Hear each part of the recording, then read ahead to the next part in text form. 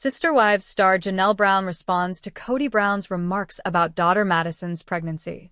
Janelle Brown has responded to Kody Brown's grievances about his daughter Madison's pregnancy. Kody Brown is currently having a serious falling out with a number of his children, especially Madison. Kody said he was upset that he was left out of Madison's third pregnancy announcement. But according to The Blast, his ex-wife Janelle has claimed that Kody is solely to blame for the broken dynamics in his family. In a recent episode of the popular show, Janelle said, "The only thing the kids are upset with is the way he has treated the family, the way he has completely ditched out." Janelle also berated Kody for not being there since their granddaughter Evie was born. Evie hasn't seen Kody since she was born, and she didn't want him to just show up and say, "Oh, I'm your grandpa." According to In Touch, Kody said, "You saw the way Madison took her kids and scuttled them away from me." Madison is apparently separating from Kody as she gets ready for her third child. These events occurred during her brother Logan's wedding. "She didn't tell me she was expecting a child." Kody has previously defended his lack of involvement on the show by calling it unrealistic for him to stay in touch with his grandchildren when Madison moved to North Carolina.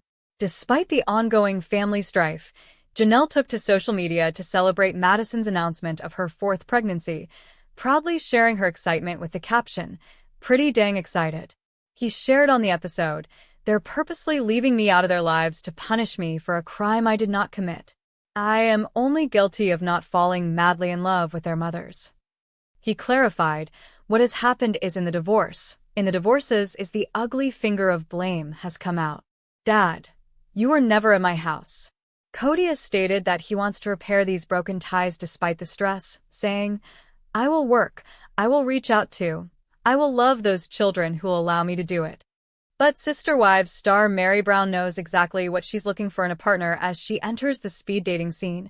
"I'm interested in finding somebody who's kind, who is outgoing, who is super confident with who he is," Brown, 54, explained in a teaser for the Sunday, September 28th, episode of Sister Wives. "I would love to find somebody who's tall, like 6 feet or taller would be awesome. Somebody who has really good, kind eyes. Listen, if somebody doesn't like me and all my snort laughter, then they just aren't going to get me," Meri joked in an interview with producers.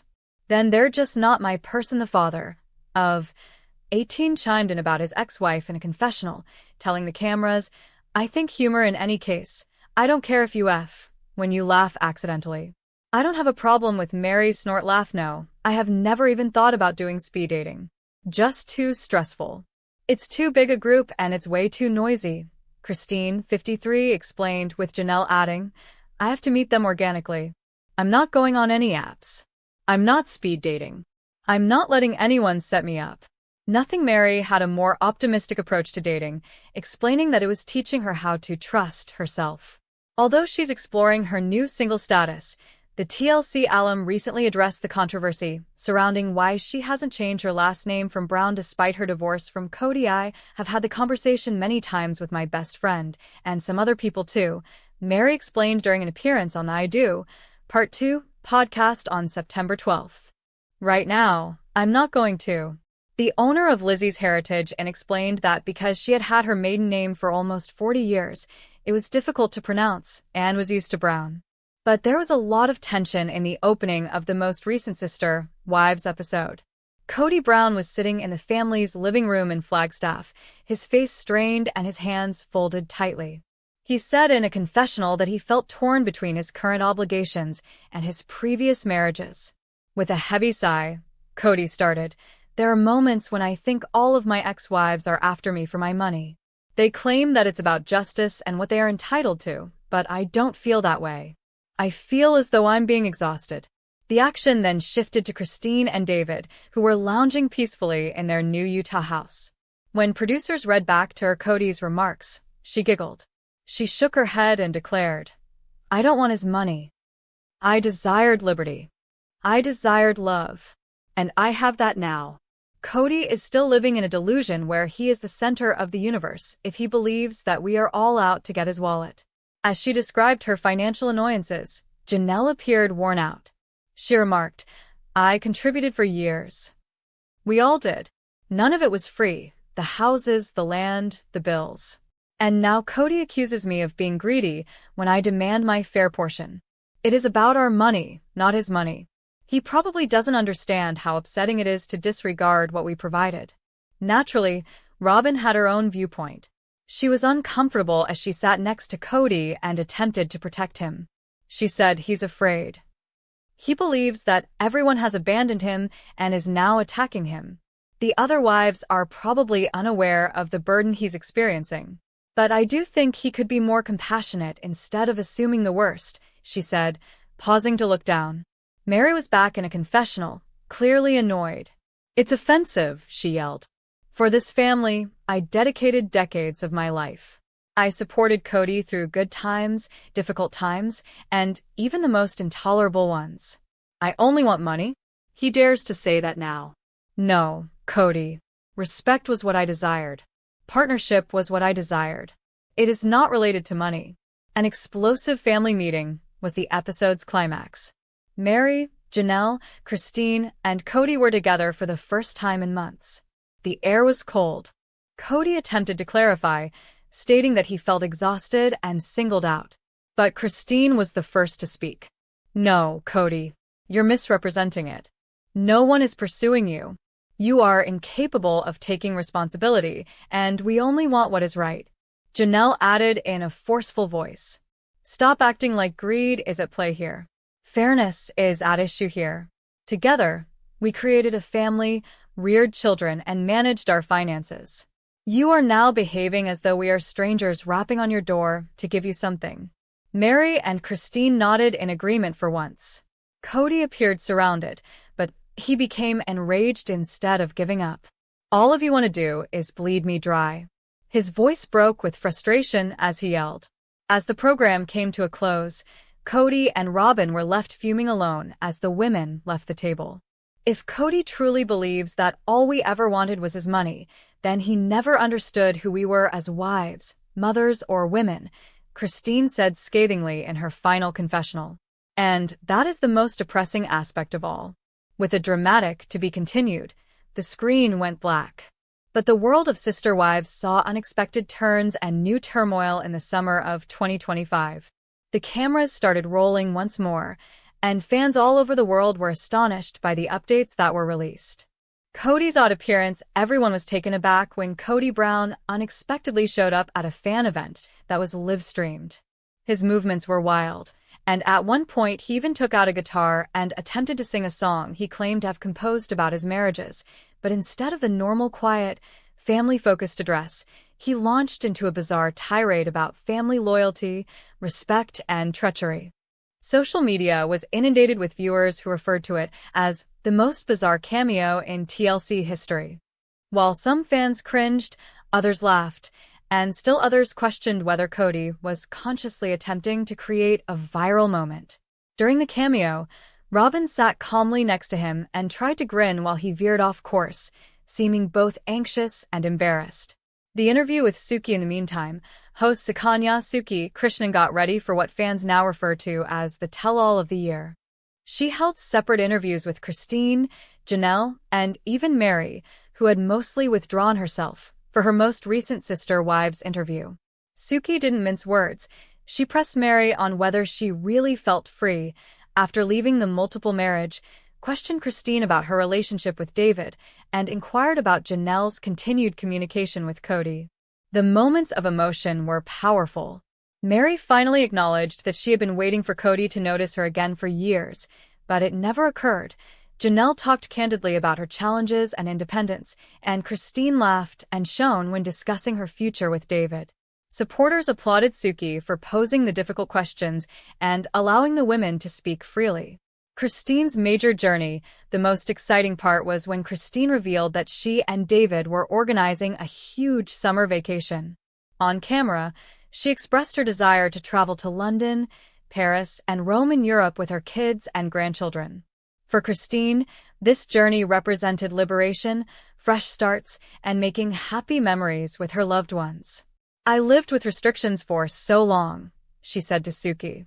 TLC crews followed her as she packed, made plans, and even said a sad goodbye to Janelle before leaving, saying, "Now, I want to live without fear, without limits." Naturally, Kody wasn't overly excited about Christine's significant trip.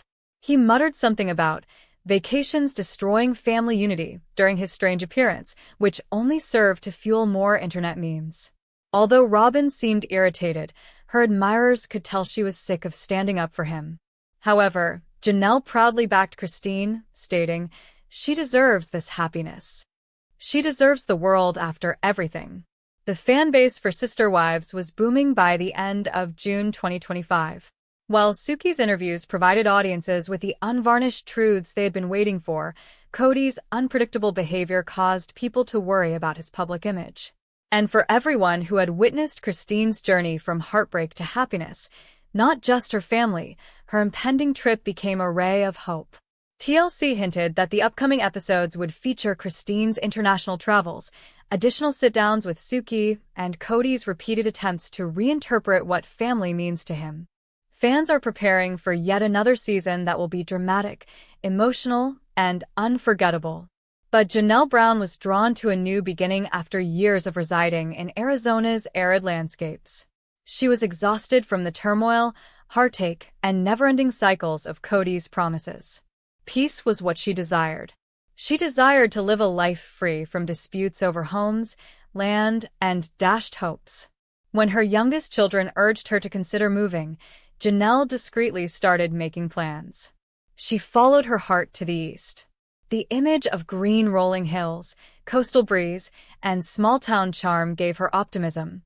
Janelle packed up her car with boxes of books, photos, and her favorite cooking pans, then went cross-country, leaving behind not just Arizona, but the tangled web of a family that no longer seemed like hers.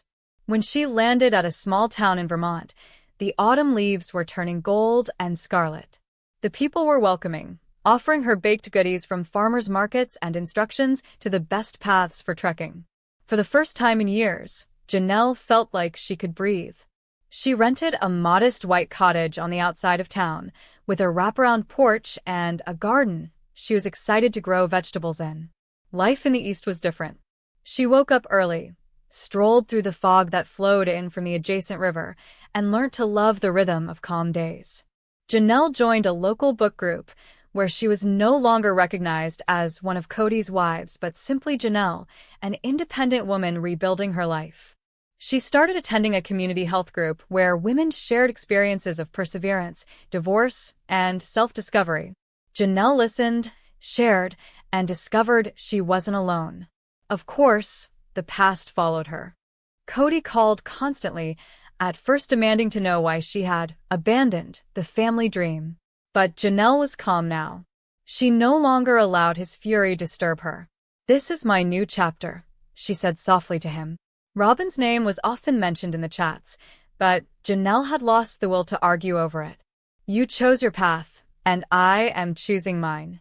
The fight was over. Her kids also came to visit. Savannah, who enjoyed the woodlands and the small-town celebrations, stayed with her for a summer.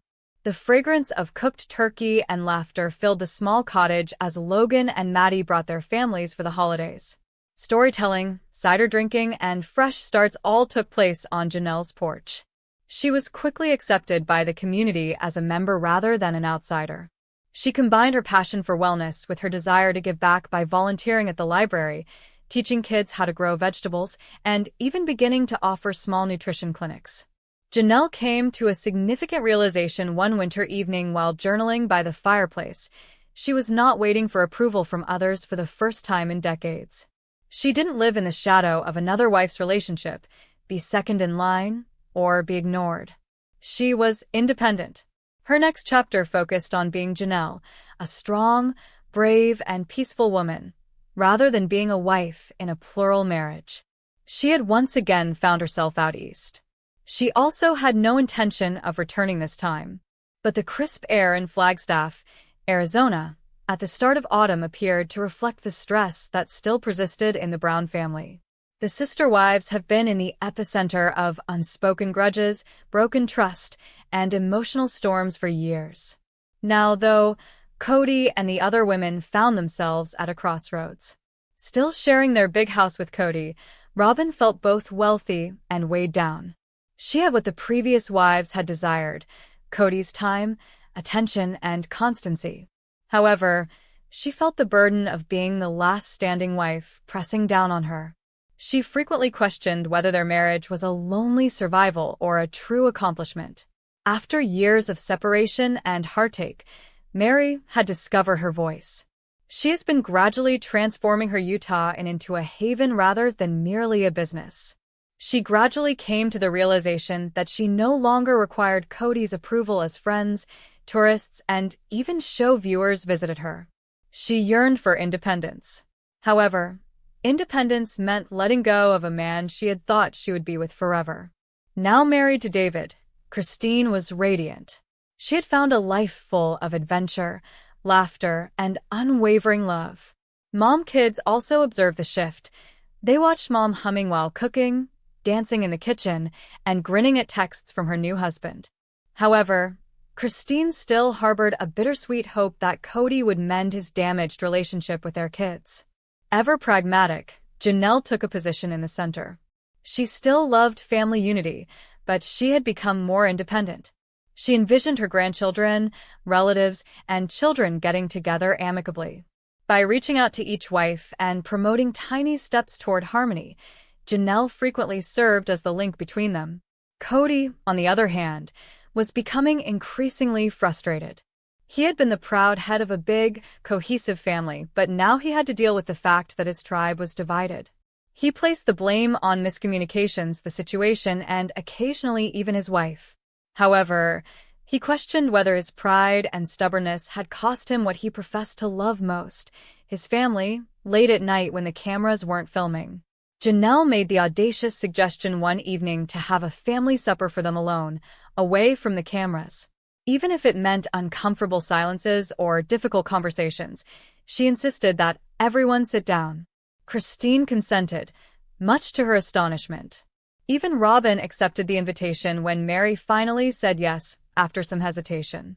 The dinner night finally arrived. Each wife's dishes from happier times were used to arrange the meal. Mary baked bread, Janelle made roasted chicken, Robyn added her grandmother's salad recipe, and Christine brought her well-known enchiladas. It felt like the old days for a while, as the table was laden with food. The discussion started out cautiously. They talked about life updates, accomplishments, and the kids. Walls started to crack slowly. Even Kody was able to smile as Christine chuckled about David teaching her how to dance. Robyn acknowledged feeling alone, and Mary proudly spoke about her in. Janelle maintained equilibrium as usual. Kody cleared his throat at last. His voice was low as he replied, "I know I've failed you all in many ways. But even if it doesn't look like it now, I still want us to be a family." The wives looked at each other. Although it wasn't a solution or forgiveness, it was a beginning. Although years of suffering were not erased that night, a tenuous seed of reconciliation was sown. The sister wives were aware that Robyn's problematic marriage, Mary's independence, Janelle's quiet strength, and Christine's new life had taken them in different directions. However, they all knew in their hearts that they would always be connected by a common past, children, and story. And maybe, just maybe, this was the start of a new form of sisterhood rather than the end of their family. Welcome to my channel, dear viewers. My name is Sabrina, and I hope you're having a great day.